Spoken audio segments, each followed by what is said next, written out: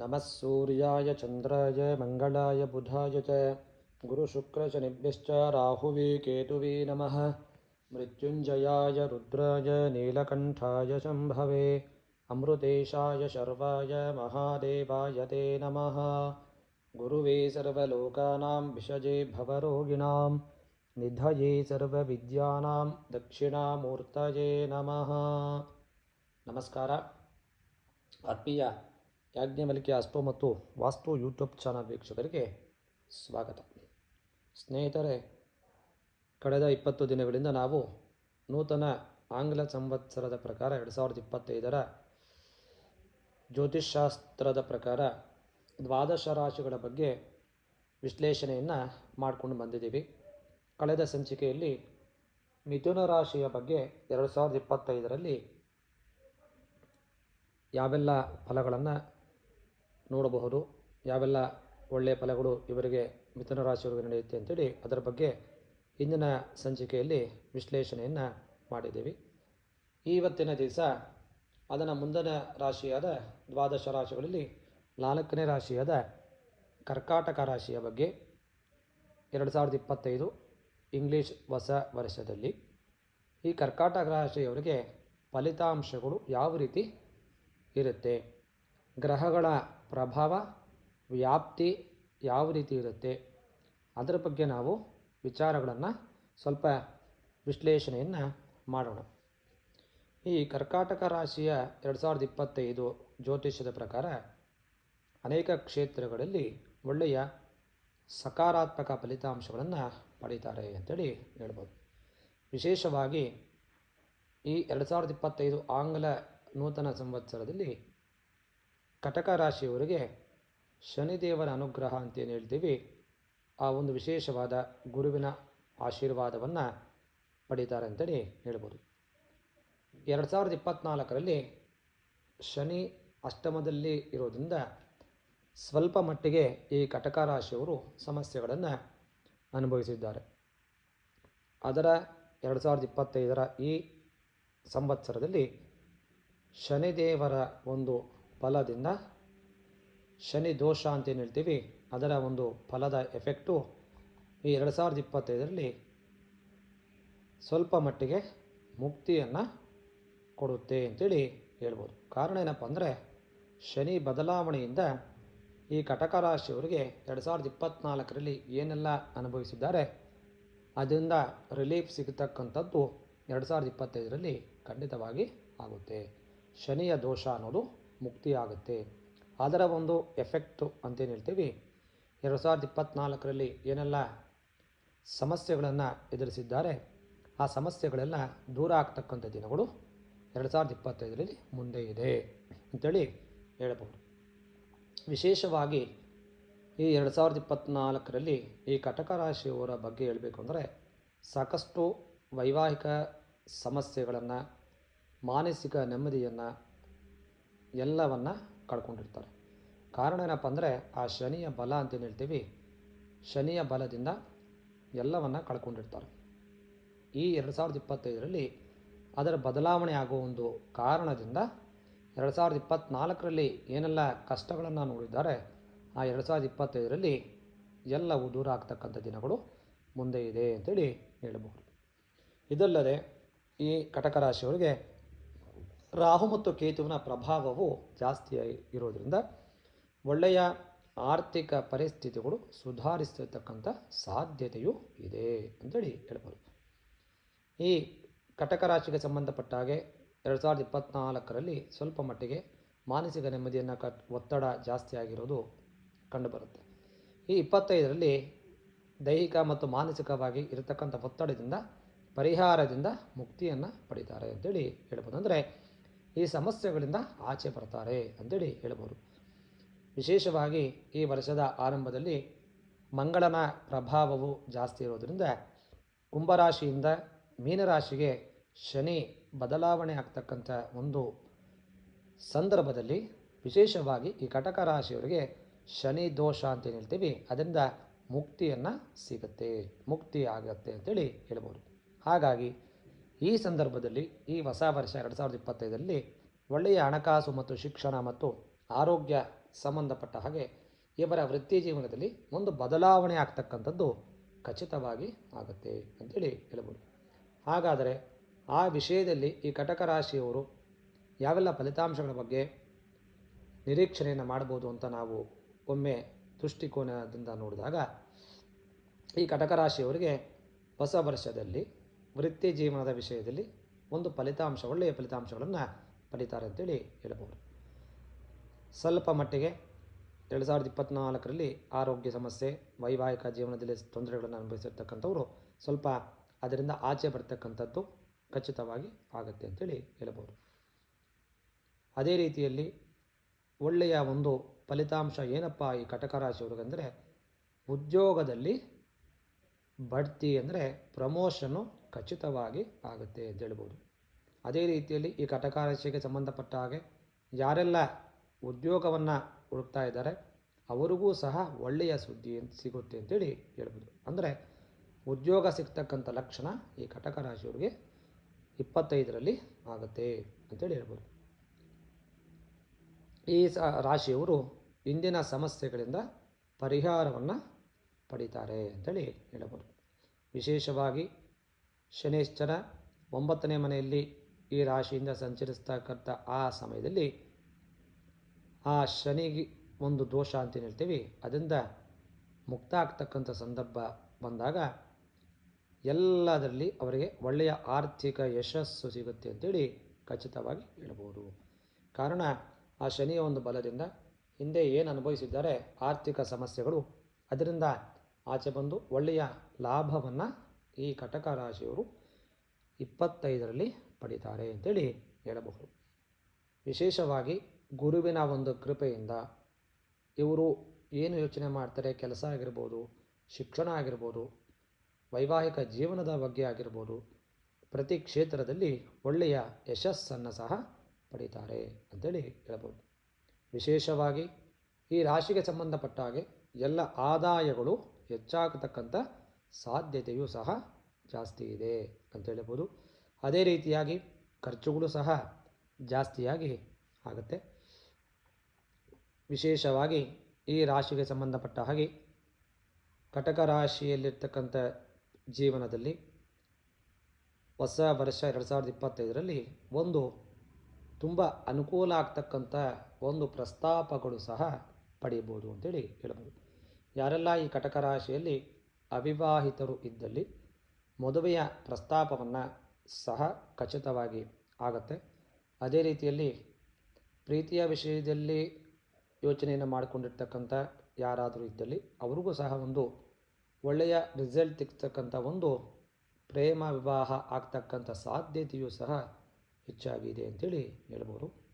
ಸ್ವಲ್ಪ ಈ ಒಂದು ಟೈಮ್ ಅಂತ ಹೇಳ್ತೇವೆ, ತಾಳ್ಮೆಯಿಂದ ಆ ಒಂದು ಸಮಯವನ್ನು ಎದುರಿಸಿದಾಗ ಒಳ್ಳೆಯ ಫಲಿತಾಂಶಗಳನ್ನು ಇವರು ಪಡಿತಾರೆ ಅಂತೇಳಿ ಹೇಳ್ಬೋದು. ಅದೇ ರೀತಿಯಲ್ಲಿ ಆ ಸಂಬಂಧಗಳನ್ನು ಗಟ್ಟಿ ಮಾಡ್ತಕ್ಕಂಥ ಒಂದು ಸಾಧ್ಯತೆಯೂ ಸಹ ಇರುತ್ತೆ ಅಂತೇಳಿ ಹೇಳ್ಬೋದು. ವಿಶೇಷವಾಗಿ ಈ ಕಟಕ ರಾಶಿಯವರು ಒಂದು ವಿವಾಹದ ಜೀವನದಲ್ಲಿ ಒಂದು ಸಂತೋಷದ ಸಮಯವನ್ನು ಕಳೀತಕ್ಕಂಥ ಸಮಯ ಸಾಧ್ಯತೆಗಳು ತುಂಬ ಜಾಸ್ತಿ ಇದೆ ಅಂತೇಳಿ ಹೇಳ್ಬೋದು. ವಿಶೇಷವಾಗಿ ಮೇ ನಂತರ ತಿಂಗಳಲ್ಲಿ ಗುರುಗ್ರಹ 12ನೇ ಮನೆಯಲ್ಲಿ ಸಂಚರಿಸುವ ಮೂಲಕ ಒಳ್ಳೆಯ ಪ್ರಯೋಜನಗಳನ್ನು ಪಡೆಯುವ ಸಾಧ್ಯತೆ ಇದೆ ಅಂತೇಳಿ ಹೇಳ್ಬೋದು. ಆ ಒಂದು ಹೊಸ ವರ್ಷದಲ್ಲಿ ಈ ಕಟಕ ರಾಶಿಯವರು ಸಂಬಂಧಪಟ್ಟ ಹಾಗೆ ವ್ಯವಹಾರ ಕ್ಷೇತ್ರದಲ್ಲಾಗಿರ್ಬೋದು, ಅಥವಾ ವೈವಾಹಿಕ ಜೀವನದಲ್ಲಾಗಿರ್ಬೋದು, ಅಥವಾ ವಿದ್ಯಾರ್ಥಿ ಜೀವನದಲ್ಲಾಗಿರ್ಬೋದು ಒಳ್ಳೆಯ ಶುಭ ಫಲಿತಾಂಶಗಳನ್ನು ಪಡೀತಾರೆ ಅಂತೇಳಿ ಹೇಳ್ಬೋದು. ಅದೇ ರೀತಿಯಲ್ಲಿ ಸ್ವಲ್ಪ ಈ 2025 ಆರಂಭದಲ್ಲಿ ಇವರಿಗೆ ಕೆಲವರ ಜನರ ಸಹಾಯದಿಂದ ಒಳ್ಳೆಯ ಒಂದು ಲಾಭ ಆಗ್ತಕ್ಕಂಥದ್ದು ಪಡಿತಾರೆ ಅಂಥೇಳಿ ಹೇಳ್ಬೋದು. ಅಂದರೆ ಬೇರೆ ಜನರ ಸಹಾಯದಿಂದ ಒಂದು ರೀತಿಯ ಲಾಭ ಆಗ್ತಕ್ಕಂಥದ್ದು ಈ ಕಟಕ ರಾಶಿಯವರಿಗೆ ಈ 2025ರಲ್ಲಿ ಖಚಿತವಾಗಿ ಆಗುತ್ತೆ ಅಂತೇಳಿ ಹೇಳ್ಬೋದು.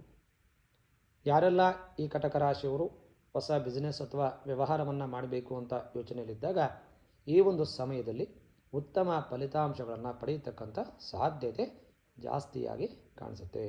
ಹಾಗಾಗಿ ಯಾರೆಲ್ಲ ಬಿಸ್ನೆಸ್ ಮಾಡಬೇಕು ಅಂತ ಯೋಚನೆ ಇದ್ದಲ್ಲಿ 2025ರಲ್ಲಿ ಖಚಿತವಾಗಿ ಪ್ರಾರಂಭವನ್ನು ಮಾಡಬಹುದು ಅಂತೇಳಿ ಹೇಳ್ಬೋದು.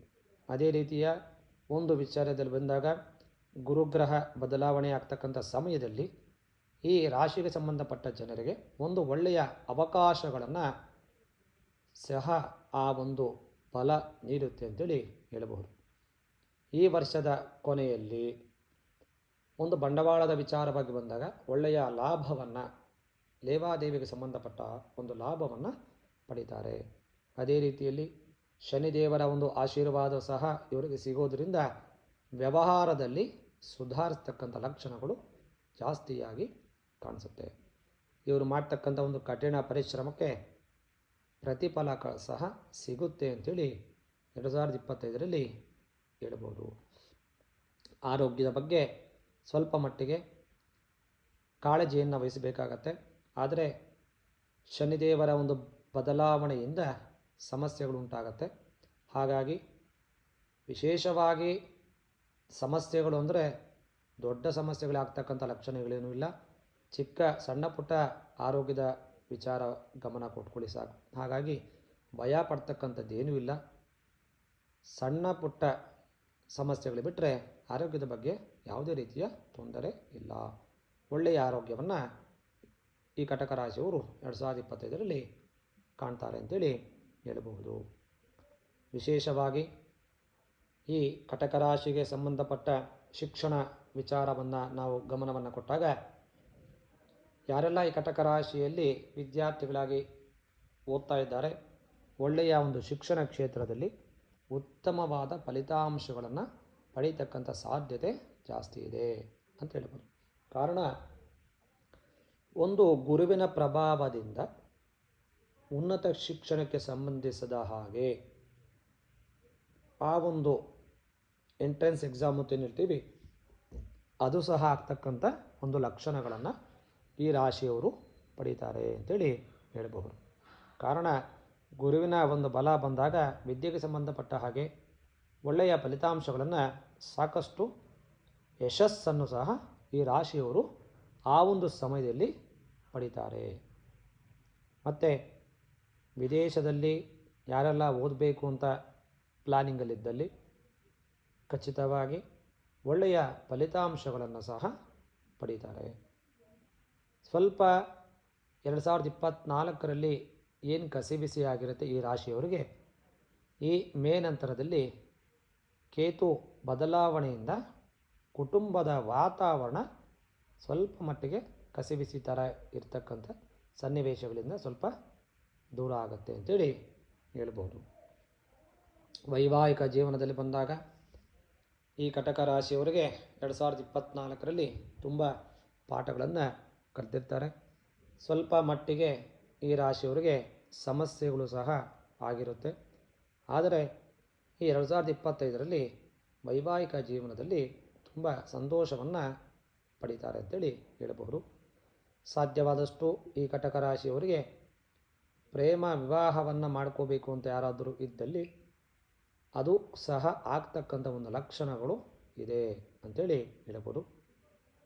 ಪ್ರೇಮ ವಿವಾಹಕ್ಕೆ ಪ್ರಯತ್ನವನ್ನು ಪಡ್ತಾ ಇರತಕ್ಕಂಥವರ ಆಸೆಗಳು ಈಡೇರುತ್ತೆ ಅಂತೇಳಿ ಹೇಳಬಹುದು. ಈ ಅವಧಿಯಲ್ಲಿ ಒಳ್ಳೆಯ ವೈವಾಹಿಕ ಜೀವನದಲ್ಲಿ ಸಮಸ್ಯೆಗಳು ಇರುವುದಿಲ್ಲ ಅಂತೇಳಿ ಹೇಳಬಹುದು. ಅವಿವಾಹಿತರು ಇದ್ದಲ್ಲಿ ಒಳ್ಳೆಯ ಉತ್ತಮ ವೈವಾಹಿಕ ಸಂಬಂಧವನ್ನು ಸಹ ಆಗ್ತಕ್ಕಂಥ ಲಕ್ಷಣಗಳು, ಅಂದರೆ ಮದುವೆಯ ಪ್ರಸ್ತಾಪ ಬಂದಾಗ ಒಳ್ಳೆಯ ಒಂದು ಸಂಬಂಧ ಆಗ್ತಕ್ಕಂಥ ಲಕ್ಷಣಗಳು ಜಾಸ್ತಿ ಇದೆ ಅಂತೇಳಿ ಹೇಳಬಹುದು. ಹಾಗಾಗಿ ಈ ಕಟಕ ರಾಶಿಯವರಿಗೆ 2024ರಲ್ಲಿ ಏನೆಲ್ಲ ಸಮಸ್ಯೆಗಳನ್ನು ಅನುಭವಿಸಿದ್ದಾರೆ ಅದರಿಂದ ಆಚೆ ಬರ್ತಕ್ಕಂಥ ಒಂದು ಲಕ್ಷಣ ಈ 2025ರಲ್ಲಿ ಖಚಿತವಾಗಿ ಆಗುತ್ತೆ ಅಂತೇಳಿ ಹೇಳಬಹುದು. ಕಾರಣ ಒಂದು ಆರ್ಥಿಕವಾಗಿ ಸಬಲತೆಯನ್ನು ಕಾಣ್ತಾರೆ. ವಿಶೇಷವಾಗಿ ವಿದ್ಯಾರ್ಥಿಗಳಿಗೆ ಒಂದು ಒಳ್ಳೆಯ ಭವಿಷ್ಯ ಇದೆ ಅಂತೇಳಿ ಹೇಳ್ಬೋದು. ಮೂರನೇ ವಿಚಾರ, ಸೈಟ್ಗೆ ಸಂಬಂಧಪಟ್ಟ ಹಾಗೆ ಅಥವಾ ಮನೆ ಕಟ್ಟುವತಕ್ಕಂಥ ಒಂದು ಪ್ರಸ್ತಾಪಗಳು ಸಹ ಈ ಒಂದು ಸಮಯದಲ್ಲಿ ಆಗತಕ್ಕಂಥ ಒಂದು ಲಕ್ಷಣಗಳು ಸಹ ಈ ಕಟಕ ರಾಶಿಯವರಿಗೆ ಆಗುತ್ತೆ ಅಂತೇಳಿ ಹೇಳಬಹುದು. ಹಾಗಾಗಿ ಒಂದು ಈ ಗುರುವಿನ ಬದಲಾವಣೆ ಮತ್ತು ಶನಿಯ ಬದಲಾವಣೆಗಳಿಂದ 2024ರಲ್ಲಿ ಯಾವೆಲ್ಲ ಸ್ವಲ್ಪ ಮಟ್ಟಿಗೆ ಸಮಸ್ಯೆಗಳನ್ನು ಅನುಭವಿಸಿದ್ದಾರೆ ಈ ರಾಶಿಯವರು 2025ರಲ್ಲಿ ಶನೇಶ್ವರ ಗ್ರಹದಿಂದ ಮುಕ್ತಿಯನ್ನು ಹೊಂದಿ ಆ ಶನಿ ಮತ್ತು ಗುರುವಿನ ಒಂದು ಪ್ರಭಾವದಿಂದ ಒಳ್ಳೆಯ ಫಲಿತಾಂಶಗಳನ್ನು ಪಡೀತಾರೆ ಅಂತೇಳಿ ಹೇಳಬಹುದು. ಹಾಗಾಗಿ 2025ರಲ್ಲಿ ಕಟಕ ರಾಶಿಯವರಿಗೆ ಒಳ್ಳೆಯ ಫಲಿತಾಂಶಗಳು ನಡೆಯುತ್ತೆ ಅಂತೇಳಿ ಹೇಳ್ಬೋದು.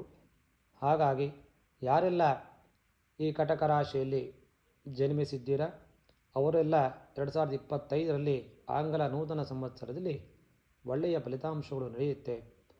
ಅದರ ವಿಚಾರವಾಗಿ ಯಾವುದೇ ರೀತಿಯ ತೊಂದರೆಗಳು ಸಹ ಇಲ್ಲ ಅಂತೇಳಿದಾಗ 2024ರ ಕೆಟ್ಟ ಫಲಿತಾಂಶಗಳಿಂದ ಆಚೆ ಬಂದು 25ರಲ್ಲಿ ವೈವಾಹಿಕ ಜೀವನದಲ್ಲಿ, ಆರ್ಥಿಕವಾಗಿ, ಉದ್ಯೋಗ ಕ್ಷೇತ್ರದಲ್ಲಿ ಪ್ರಮೋಷನ್ ಸಹ ಈ ಕಟಕ ರಾಶಿಯವರಿಗೆ 100ಕ್ಕೆ 100ರಷ್ಟು ಆಗುತ್ತೆ ಖಚಿತವಾಗಿ ಅಂತೇಳಿ ಹೇಳಬಹುದು. ಈ ಒಂದು ವಿಶೇಷ 2025ರ ಫಲಿತಾಂಶದ ಪ್ರಕಾರ ಕಟಕ ರಾಶಿಯವರಿಗೆ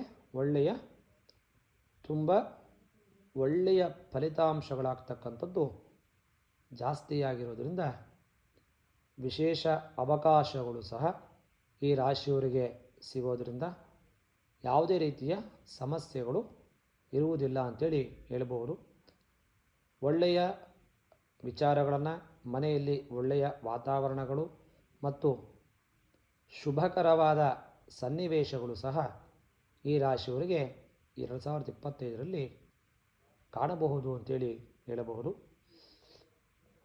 ಮುಂದಿನ ಈ ದ್ವಾದಶ ರಾಶಿಗಳ ಬಗ್ಗೆ ವಿಶ್ಲೇಷಣೆಯನ್ನು ಸಿಂಹರಾಶಿಯ ಬಗ್ಗೆ ಅಂದರೆ 5ನೇ ರಾಶಿ ಆಗ್ತಕ್ಕಂಥ ಸಿಂಹರಾಶಿಯ ಬಗ್ಗೆ 2025ರ ನೂತನ ಆಂಗ್ಲ ಸಂವತ್ಸರದಲ್ಲಿ ಈ ರಾಶಿಗೆ ಸಂಬಂಧಪಟ್ಟ ಹಾಗೆ ವ್ಯಕ್ತಿಗತವಾಗಿ ಯಾರೆಲ್ಲ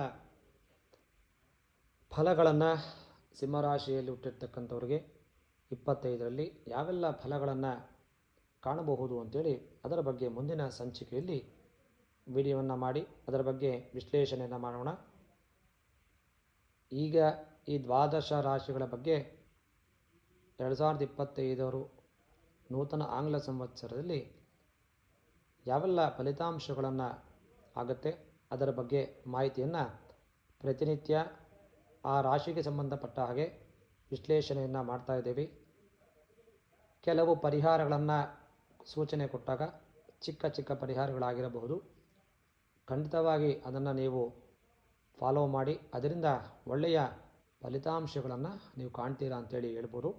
ಹಾಗಾಗಿ ಸಣ್ಣ ಪರಿಹಾರಗಳನ್ನು ಹೇಳಿದಾಗ ಮನೆಯಲ್ಲಿ ಮಾಡ್ತಕ್ಕಂಥ ಸಣ್ಣ ಪುಟ್ಟ ಪರಿಹಾರಗಳಾಗಿರುತ್ತೆ.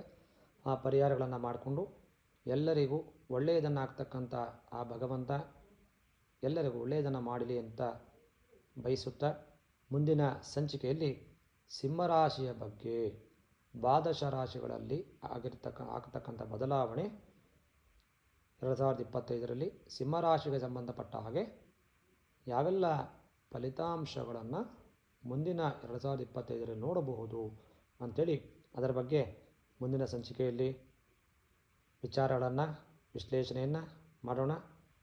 ನಮಸ್ಕಾರ, ಎಲ್ಲರಿಗೂ ಒಳ್ಳೆಯದಾಗಲಿ.